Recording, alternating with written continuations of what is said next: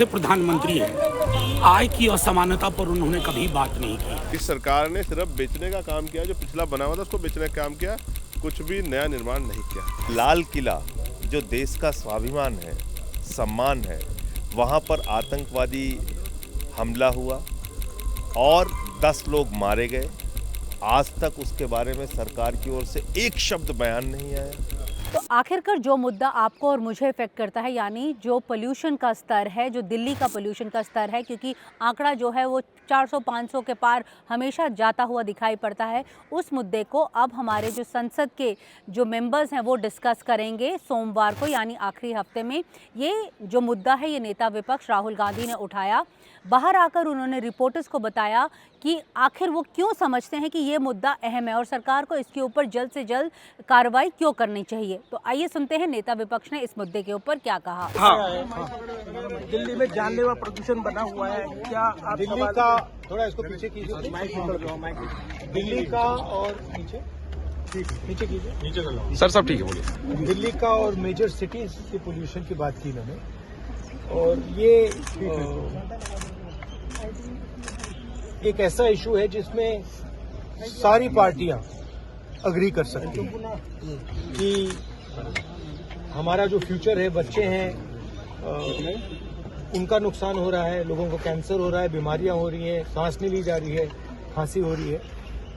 तो मैंने सजेस्ट किया पार्लियामेंट में कि हमें डिस्कशन करना चाहिए पोल्यूशन इशू पर, और दूसरे तरीके से डिस्कशन करना चाहिए। नॉर्मली क्या होता है, ब्लेम गेम चलता है, वो कहते हैं कि देखिए आपने ये नहीं किया, हम कहते हैं आपने वो नहीं किया। तो इस इशू पे यूनानिमस होना चाहिए कि देखिए हम फ्यूचर की बात करेंगे और इसको समस्या को हल कैसे किया जाए उस पर डिस्कशन करेंगे, और जो एक्सपर्ट्स हैं उनका भी इनपुट लेंगे और देश को दिखाएंगे कि जॉइंटली हम एक पोल्यूशन पर काम कर सकते हैं। तो ये आइडिया था। आपको भरोसा है सर कि जैसे वंदे मातरम और एसआईआर पे चर्चा हुई, वैसे ही इस पे भी सरकार गंभीरता से लेगी? वंदे मातरम और एसआईआर पे तो एक्रिमोनियस चर्चा हुई और मुझे तो काफी अच्छा लगा, क्योंकि दोनों डिबेट्स में हमने मतलब धज्जियां उड़ा दी उनकी। आपने अमित शाह को देखा होगा, डिस्टर्ब गाली तक दे दी सदन में, तो मेंटली डिस्टर्ब थे, प्रेशर में थे, और उसका रीजन है क्योंकि वो वोट चोरी में मतलब पूरा का पूरा ढांचा इन्वॉल्व है, वो तो पूरा देश जानता है। तो डिबेट पोल्यूशन पे वैसा एक्रोमोनियस डिबेट नहीं होना चाहिए, क्योंकि ये एक प्रकार से नेशनल इमरजेंसी है जो हमारे बड़े सिटीज हैं, तो प्रोडक्टिव डिबेट होना चाहिए। शीतकालीन का जो सत्र है उसके 10 दिन खत्म हो गए हैं। अभी अगर हम आंकड़ों की बात करें तो लगभग 40% जो अलॉटेड टाइम था उसमें से सिर्फ 40% जो काम है दोनों सत्रों में हुआ है। जो लंबी बहस दोनों सदनों में चली हैं उसमें एक वंदे मातरम है और दूसरा जो है वो इलेक्टोरल रिफॉर्म्स है। ये दो मुद्दे जो हैं उनके ऊपर जो है वो बहस अच्छे से हुई है। अगर हम बात करें इलेक्टोरल रिफॉर्म्स की तो वो मुद्दा अभी भी राज्यसभा में चल रहा है। जनसत्ता ने कई नेताओं से बात की, कई पार्टी जो अलग अलग पार्टीज को बिलोंग करते हैं उन्होंने समझाया कि आखिर वो क्या समझते हैं कि कौन से मुद्दे ज़्यादा अहम हैं जिसके ऊपर संसद में चर्चा होनी चाहिए। तो आइए सुनते हैं इन नेताओं ने क्या कहा। सर, 3 कौन से मुद्दे हैं आपको लगता है कि इस सत्र में डिस्कस होने चाहिए? इस सत्र में ही नहीं, प्रधानमंत्री जी जब से प्रधानमंत्री हैं, आय की असमानता पर उन्होंने कभी बात नहीं की। इनकम इनइक्वालिटीज देश को ज्वालामुखी पर ले जा रही है, इसकी कोई चिंता नहीं। दूसरा एक सबसे महत्वपूर्ण चीज है कि पूरे देश का सामाजिक सौहार्द न्यूनतम सूचकांक पे है, प्रधानमंत्री जी को कोई चिंता नहीं। तीसरा, हेल्थ ऑफ द इंस्टीट्यूशंस, जिससे डेमोक्रेसी महफूज महसूस कर सकती है, उसको प्रधानमंत्री जी को उनको कोई चिंता नहीं। इन 3 मुद्दों पर बात ना करें, और वरना भैंस मंगलसूत्र मुजरा तो है ही।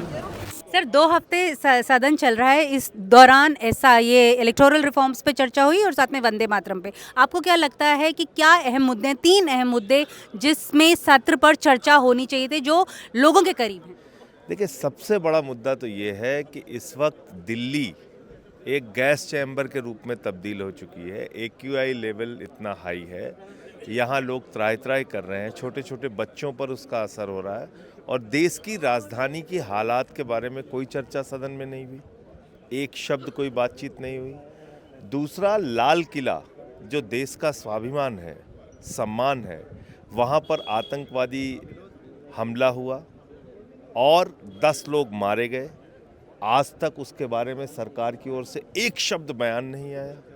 तीसरा, आज की तारीख में हिंदुस्तान के अंदर बेरोजगारी इतना बड़ा मुद्दा है, इतना बड़ा मुद्दा है, हर जगह नौजवान उसके लिए परेशान है।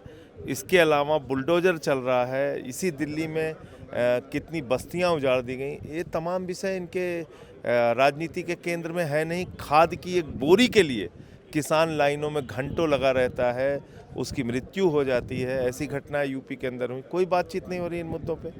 तो मुझे लगता है कि ये सब ऐसे ज़िंदगी से जुड़े हुए महत्वपूर्ण मुद्दे थे और सुरक्षा से जुड़े हुए मुद्दे थे जिस पे चर्चा होनी चाहिए। Sir, almost 2 weeks are over. Which are the 3 key issues that you feel that should have been discussed in Parliament? I think the colossal failure by the Civil Aviation Ministry and the DGCA in handling the Indigo fiasco should have taken great priority. The government should have come up with a white paper on why this crisis happened, who's responsible, who's being accountable, and what is the economic loss. Till now, we don't know what the economic loss is. And the DGCA, nobody's been held accountable. The actual loss has not yet been estimated. And what is going to be the fallout? You know, we're all bolting the stable doors after the horses have left. It's all very reactive and nothing is proactive. Should have definitely discussed the Goa fire tragedy. How did it occur? Again, it's a failure of government at every level, right from the local government to the state government there. And then the two owners of the restaurant quietly stepped away from the country, right from in Delhi, ironically in Indigo Airlines.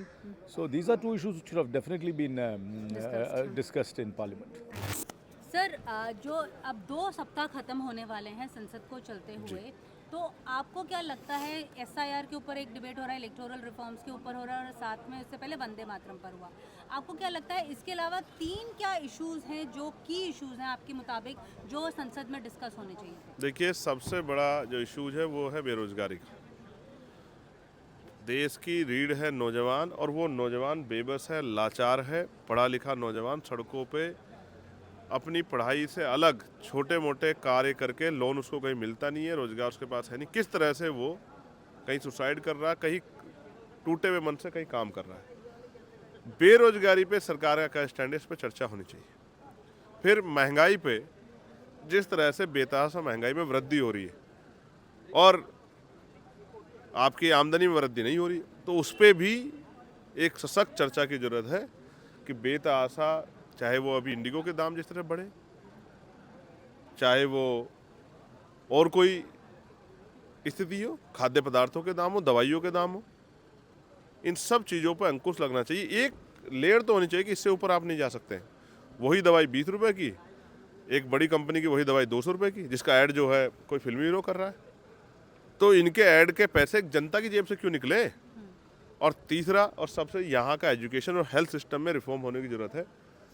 Education system जो है और health system इतना टूटा हुआ है कि ना गरीब आदमी को अच्छा इलाज मिलता है, ना गरीब आदमी को पढ़ने के लिए अच्छे अवसर मिलते हैं।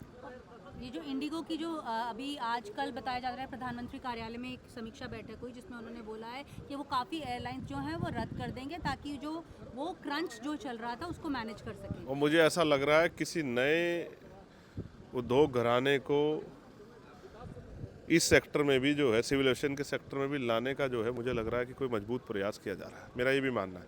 मैं यहाँ ये भी कहूँगा कि जिस तरह से सरकारी सेक्टर को बेच बेच के प्राइवेट किया है, आज सरकार के पास, सरकार ने तो अपना पल्ला झाड़ लिया। इतनी बड़ी मुसीबत, एक एयरलाइंस आप बता दो जिसको सरकार जो है कहकर, या एक एयरक्राफ्ट जो सरकार के पास था प्राइम मिनिस्टर के एयरक्राफ्ट के अलावा, जिसमें वो कुछ पैसेंजर को कहीं ड्रॉप कर देते, उनको उनकी जो यात्राएं थी उनकी यात्राएं सुलभ करा देते हैं आपके पास। आपने तो सब बेच दिया। एयर इंडिया आपने बेच दिया, कुछ बचा थोड़ा आपके पास? कहाँ जवाब देगी आपकी? तो आपने सरकारी कुछ बनाया नहीं। इस सरकार ने सिर्फ बेचने का काम किया, जो पिछला बना हुआ था उसको बेचने का काम किया। कुछ भी नया निर्माण नहीं किया है। और प्राइवेट सेक्टर में फिर कह रहा हूँ, ये सिर्फ किया इसलिए है क्योंकि यहाँ 2% सरकारी नौकरियों में दलित पिछड़े वर्ग के लोगों को आरक्षण मिलता है, वो आरक्षण का लाभ इन लोगों को ना मिले, इसीलिए आपने किया। इस बात को देश जानता है, वरना आप भी जानते हैं कि सरकारी सिस्टम में जवाबदेही, प्राइवेट सेक्टर में कोई जवाबदेही नहीं। आज अपना कोई सिस्टम अपना जो है वो झोला उठा के यहाँ से कोई भाग जाए, कोई प्राइवेट कंपनी जिस पे 200, 500, 1000, 2000 या 2 लाख करोड़ का कर्ज, कौन पकड़ लाएगा उसको? पहले जो पुराने गए वो पकड़ लाएगा आप? आखिरी सवाल सर, ये जो राहुल गांधी की विदेश यात्रा को लेकर हमेशा बीजेपी हावी रहती है, वो कह रहे हैं कि वो फिर से दोबारा इसका जवाब वही दोनों पार्टियां दे सकती हैं। अच्छा, आपका क्या नहीं, लगता है मुझे कोई इंटरेस्ट नहीं है किसी की हवाई यात्रा पे कोई सवाल खड़ा करने का या जवाब देने। पार्लियामेंटेरियन कि कोई नेता जब चल रहा हो सदन तब विदेश जाए, इसके ऊपर आपकी क्या मैं राय फिर आपसे क्या कह रहा हूँ, ये जिसको जिम्मेदारी है, जिसको जाना है, उसी को बताना पड़ेगा। मैं उस पर क्या कह सकता हूँ? So what are the 3 key issues which you feel that should have been discussed in the parliament now that almost 2 weeks are over? See, there are a lot of issues which is related to the common man. Unfortunately, only 2 weeks of working days, 15 days of working days are happening in this parliament. Usually the winter session goes more than a month. The government claims that they don't have any business, but unfortunately, government should have discussed the fishermen issues in the coastal belt. We have a huge coastal belt from Kanyakumari to Gujarat, where the life and livelihood of the fishermen is dependent on largely fishing. And the blue economy is something which raises a lot of concerns amongst the not just a fishing community, but the industries, allied industries related to that. That is one such issue which should have been discussed. Again, man-animal conflict, the laws related to that needs amendment. It is an outdated law. In order to protect the farmers, interest of the farmers, the man-animal conflict in the Kerala context is also very important. In people living in the hill station areas where there are traditional farmers, they have moved in before generations. They are facing a lot of conflicts regarding this. So this is also something which should have been discussed. There are a lot of common issues. Every state has their own issues, which should get some attention and light in the House, I believe. दूसरी तरफ जो treasury benches थे, उनका कहना था कि ये जो मुद्दे पार्लियामेंट ने डिस्कस किए हैं, चाहे वो इलेक्टोरल रिफॉर्म्स हो या फिर वंदे मातरम हो, वो भी अहम मुद्दे हैं। उनका कहना था वंदे मातरम जैसा मुद्दा जो है, जो आजकल की नौजवान पीढ़ी है, उसके बारे में ज़्यादा कुछ जानती नहीं है, और जब ये मुद्दे संसद में डिस्कस होते हैं तो उन्हें इतिहास के बारे में जानकारी मिलती है। तो आइए सुनते हैं कि कई नेताओं ने जो ट्रेजरी बेंच से जिनका ताल्लुक है, जो मंत्री हैं, वो इस मुद्दे के ऊपर क्या कहते हैं। सर, विपक्ष भी कह रहा है कि जो 3 हफ्ते का जो सत्र था, इसमें 2 हफ्ते तो सिर्फ वंदे मातरम और SIR यानी इलेक्टोरल रिफॉर्म्स में ही खत्म हो गए। इनकी क्या ज़रूरत क्या थी यही 2 विषयों को डिस्कस करने की? ये दोनों अति महत्वपूर्ण थे, समसामयिक थे। SIR पर विपक्ष ही पदयात्रा किया, बिहार के चुनाव को SIR मुद्दा बना के ही लड़े और आए दिन उसी के ऊपर डिबेट करते रहे। और जब SIR पर इसलिए सरकार इलेक्टोरल रिफॉर्म्स पर तैयार हुई, और जब तैयार हुई है तो वो उससे सहमत नहीं हो रहे हैं। दूसरा, हमारा राष्ट्रगीत जो वंदे मातरम है, बंकिम चंद्र चटर्जी ने जो लिखा है, तो मैं भी सामान्य ज्ञान का छात्र रहा हूँ, तो राष्ट्रगीत और राष्ट्रगान, बंकिम चंद्र चटर्जी का राष्ट्रगीत, राष्ट्रगान टैगोर साहब का गीतांजलि से, उनका आनंद मठ से आया, इतना ही हम लोग जानते थे। लेकिन ये जो 2 दिन विद्वान वक्ताओं ने उस पर बोले हैं और आप लोगों ने लिखा और दिखाया है, उससे किन परिस्थितियों में राष्ट्रगीत लिखा गया था, उसका क्या इम्पैक्ट पड़ा, राष्ट्रीय आंदोलन में उसका क्या महत्व है, और आज भी वो हमारे लिए कितना प्रेरणादायक है, तो ये बहुत ही रिलेवेंट था। और मैं इसके लिए स्पीकर साहब का धन्यवाद देना चाहूँगा कि दोनों चीज़ें उन्होंने बहुत ही अच्छी रखी, जिससे नई पीढ़ी को पता चल गया। सर, 3 ऐसे कौन से मुद्दे हैं आपको लगता है कि संसद में जो चल रहा है सत्र, इसमें डिस्कस होने चाहिए थे? नहीं, देखिए, नेशनल इश्यूज तो बहुत हैं, 1-2 नहीं हैं, लेकिन ये जो समय मैं समझता हूँ थोड़ा बर्बाद हो रहा है विपक्ष के द्वारा SIR को लेके, उसके बदले जितने माननीय सदस्य हैं वो अपने क्षेत्र की समस्याएं उठाना चाहते हैं, क्योंकि हर सदस्य को अपने क्षेत्र की चिंता, अपने क्षेत्र के समस्याओं की चिंता, जनता की चिंता रहती है, तो वो बहुत वक्त ज़ाया हो रहा है विपक्ष के द्वारा। मैं समझता हूँ कि हम लोग भी कई मुद्दे हैं, रेल के मुद्दे हैं, वाटर रिसोर्सेज के मुद्दे हैं, बहुत मुद्दे हैं जो उठाना चाहते हैं, लेकिन ये बेकार का वक्त ज़ाया करके SIR के जरिए वो सब ये हो रहा है। मैं समझता हूँ कि वो क्षेत्र की समस्याओं पर थोड़ा ज़्यादा ध्यान देना चाहिए। हालांकि जो कोएलिशन मेंबर्स हैं, जो कोएलिशन पार्टीज़ के मेंबर्स हैं, उनका कहना है कि जो लोकल इश्यूज़ हैं वो संसद जो है वो अक्सर डिस्कस नहीं करती, ज़्यादा फोकस जो है वो नेशनल इश्यूज़ पर रहता है। तो आइए सुनते हैं कि जो कोएलिशन पार्टीज़ हैं उनका क्या कहना है कि कौन से मुद्दे ज़्यादा अहम हैं। सर, कौन से 3 मुद्दे हैं जिसे संसद को डिबेट करना चाहिए? सबसे पहला अहम मुद्दा है देश में बेरोजगारी। आप देखिए कि आज भी सरकार गर्व से कहती है, गर्व से, कि 80 करोड़ लोगों को हम मुफ्त अनाज दे रहे हैं। उसका मतलब 10 वर्ष में उनकी आर्थिक स्थिति में या उनकी आय में बदलाव नहीं आया, वही गरीब रहे। तो गरीब गरीब हो रहे हैं, अमीर अमीर होते जा रहे हैं। तो पहली बात वो है। दूसरी बात किसानों के बारे में आती है, कितनी आत्महत्या है। आपको पता है, आपकी उम्र नहीं होगी, एक ज़माना था कि कपास का भाव सोने से ज़्यादा था और हमारे विदर्भ, जो महाराष्ट्र का विदर्भ रीजन है ना, वहाँ का कपास का किसान अंग्रेजों को कर्जा देता था। अच्छा। कपास की खेती पर। आज वो किसान आत्महत्या कर रहे हैं, सबसे ज़्यादा आत्महत्या वही हो रही है। तीसरा आता है महिलाओं की सुरक्षा के बारे में, महिलाओं की संवर्धन के। ये मुफ्त में देना रेवड़ी से नहीं, उनकी भी जीवन स्थिति बदलना चाहिए, ऊपर आना चाहिए। शिक्षा में बदलाव होना चाहिए, शिक्षा में खास करके बदलाव आना चाहिए। शिक्षा में विसंगति है, विषमता है, इतनी गहरी विषमता है कि आपका बेटा बेटी इंटरनेशनल स्कूल में पढ़ रही है, मैं जिला परिषद स्कूल में पढ़ रहा हूँ। उसके विषय अलग, हमारे विषय अलग, उसका सिलेबस अलग, हमारा सिलेबस अलग। लेकिन जब मैं मेडिकल को जाऊँगा तो क्या होगा? उनका मेरा सिलेबस अलग होता है। शरीर शास्त्र में बदलाव आता है नहीं ना, तो फिर नीचे क्यों बदलाव रखा है, क्यों फर्क रखा है, विषमता रखी है। और जो मुद्दे दो हफ्ते पहले, 2 हफ्ते और में फिर एक चौथा मुद्दा आता है, देश की सुरक्षा। देश की सुरक्षा मजबूत रखनी चाहिए। जातीयवाद को गाड़ कर जो वंदनीय शिवसेना का विचार है ना, इस धरती पर जो प्यार करता है और इस मिट्टी के लिए अपने प्राण न्यौछावर करने के लिए जो तैयार है, वो किसी भी धर्म का हो, जात का हो, पात का हो, पंथ का हो, वो हमारा है, वो हमारा हिंदुत्व है, वो हिंदुत्व।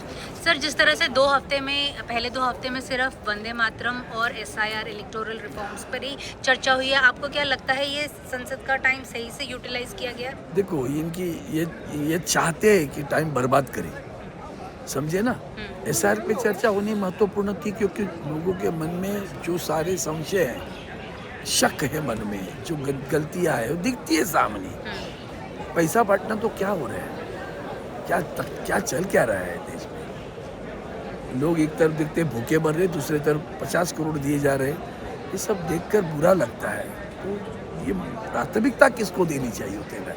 अब इस SIR पे चर्चा मांगी तो फिर हम वंदे मातरम की बात करेंगे। ये जो धन है ना, ये गलत है। Thank you so much. 2 हफ्ते खत्म हो गए हैं, 10 दिन खत्म हो गए हैं, अब 5 दिन बचे हैं। अब उम्मीद की जानी चाहिए कि अगले 5 दिन जो इनकी स्ट्राइक रेशियो है 40% के आसपास, वो स्ट्राइक रेशियो जो है वो और बढ़ेगी, ताकि जो ये संसद के जो मंत्रीगण हैं या फिर जो हमारे मेंबर ऑफ पार्लियामेंट्स हैं, वही मुद्दों के ऊपर डिस्कस करेंगे जिनका असर हम पर और आप पर पड़ता है। नई दिल्ली से नीता शर्मा, जनसत्ता के लिए।